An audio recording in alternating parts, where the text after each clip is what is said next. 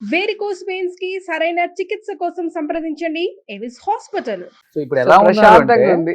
Second innings అప్పుడు మొగుడు గోలీమార్ అవునవును.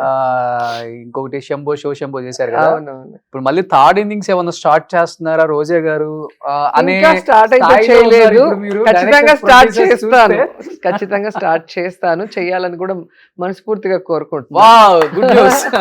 ఎందుకంటే నేను ఈరోజు పొలిటికల్ గా ఇంత ఎదిగాను అంటే అది ఓన్లీ అవును. ప్రేక్షకుల అభిమానమే. ఎందుకంటే ఈ రోజుటికి కూడా నా ఫిల్మ్స్ కానివ్వండి, ముఖ్యంగా జబర్దస్త్, బతుకు జట్కా బండి, ఇవన్నీ కూడా జనాలకి ఇంట్లోకి వెళ్ళిపోయాను.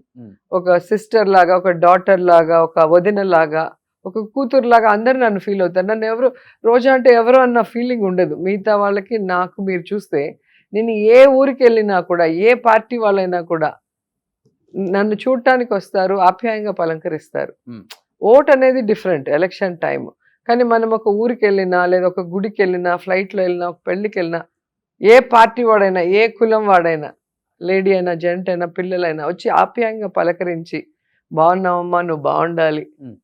సో ఇది సంపాదించుకోగలిగానంటే యాక్టింగ్ వల్ల. పర్ఫార్మెన్స్ అంటే మనం నవ్వించడం వల్ల, లేదా జబర్దస్త్ ద్వారా, లేదా బతుకు జట్కా బండి ద్వారా కొన్ని ఫ్యామిలీస్ని మనం కలపడం ద్వారా, సినిమాల్లో కొన్ని క్యారెక్టర్స్ ద్వారా వాళ్ళని మనం ఆకట్టుకోగలిగాం. సో అలాంటి ఒక గొప్ప ప్రొఫెషన్ గా నేను భావిస్తా ఎప్పుడు యాక్టింగ్. సో అందుకని మళ్ళీ మంచి సినిమా చేయాలనుకుంటున్నాను. వావ్, బట్ ఇప్పుడు మళ్ళీ సినిమాల్లోకి థర్డ్ ఇన్నింగ్స్ అన్నారు కాబట్టి ఎలాంటి రోల్స్ చేయాలని? ఎందుకంటే మీ రమ్య శివగామి లాగా, లేకపోతే ఎలాంటి రోల్స్?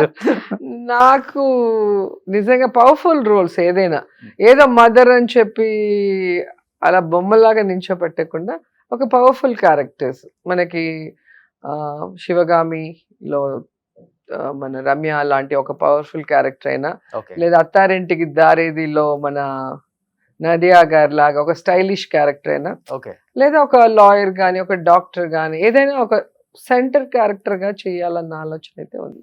సూపర్, మంచి ఆలోచన. ఎప్పుడు అనిపించింది? ఇంట్లో వాళ్ళు ప్రస్తావన తీసుకొచ్చారా, అయితే బయట చాలా మంది మీరు 2 years మాకు అందకుండా వెళ్ళిపోయారండి, ఇప్పుడైనా మళ్ళీ రండి, ఇప్పుడు టైం ఉంది కదా, రండి రండి అని ఫ్రెండ్స్, ఎక్కడ కనిపించిన ప్రేక్షకులు, అభిమానులు అందరూ అడుగుతున్నారు. ముఖ్యంగా నాకు పెద్ద ఫ్యాన్ నా కొడుకు.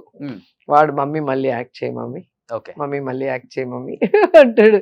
ఓకే నాన్న చేస్తాను అని చెప్తాను. విజయశాంతి గారు ఇండస్ట్రీకి కంబ్యాక్ అయినప్పుడు ఎంత హ్యాపీగా ఫీల్ అయ్యారు ఫ్యాన్స్ అందరూ. సో సరిలేరు నీకెవరు టైంలో. సో మళ్ళీ రోజా గారు ఇప్పుడు సినిమాలో కనిపిస్తే అదొక అదృష్టం అని చెప్పచ్చు రోషన్. అసలు మనతో మన రక్త సంబంధం కాకపోయినా, మన ఫ్యామిలీ మెంబరు, మన రిలేటివ్ కాకపోయినా, మనం ఎప్పుడూ బాగుండాలి అని కోరుకునేది అభిమాని మాత్రమే, ప్రేక్షకుడు, నిస్వార్థంగా. సో అలాంటి ఒక అదృష్టం నాకు మా అమ్మ నాన్న ఇచ్చారు.